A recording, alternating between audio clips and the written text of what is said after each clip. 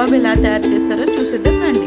First మనం వాటర్ని heat చేసుకోవాలి. వాటర్ హీట్ చేసుకున్న తర్వాత దీంట్లో మనం సోయా చంక్స్ దాంట్లో వాటర్ వేసేయాలి. హీట్ చేసుకున్న వాటర్ ఒక 10 minutes సోయా చంక్స్ వాటర్లో బాగా నాననివ్వాలి. 10 minutes వరకు దాన్ని మనం డిస్టర్బ్ చేయకూడదు. ఆ వాటర్ మొత్తం మనం చేతితో మొత్తం పిండేసిన తర్వాత సోయా గ్రాన్స్ నుంచి దీన్ని మనం మిక్సీ పట్టాలి. మిక్సీ పట్టిన తర్వాత ఒక బౌల్లో వేసుకొని దాన్ని పక్కన పెట్టాలి. నెక్స్ట్ ఒక ఆనియన్ తీసుకొని చాపర్లో వేసేసి బాగా సన్నగా తురుముకోవాలి. ఆనియన్స్ సన్నగా కట్ చేసుకోవాలి, లేకపోతే మనం గ్రేట్ అన్నా చేసుకోవచ్చు. ఆనియన్స్ మనం దాంట్లో కలిపి నెక్స్ట్ దాంట్లో మనం సోయా గ్రాన్యూల్స్ దాంట్లో మనం దాంట్లో కారం, అల్లం వెల్లుల్లి paste, garam masala, salt add చేసుకోవాలి.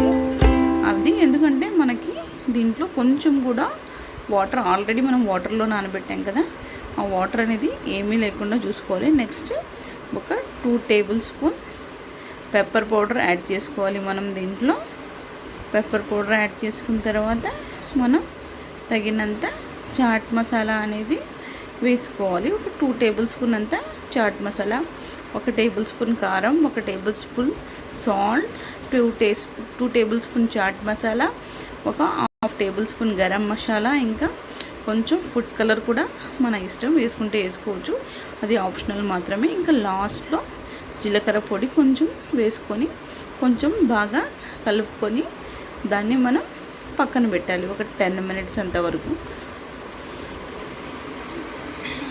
ఇప్పుడు మనం ఒక 2 or 3 tablespoon శనగపిండి అనేది వేసుకొని బాగా కలుపుకోవాలి.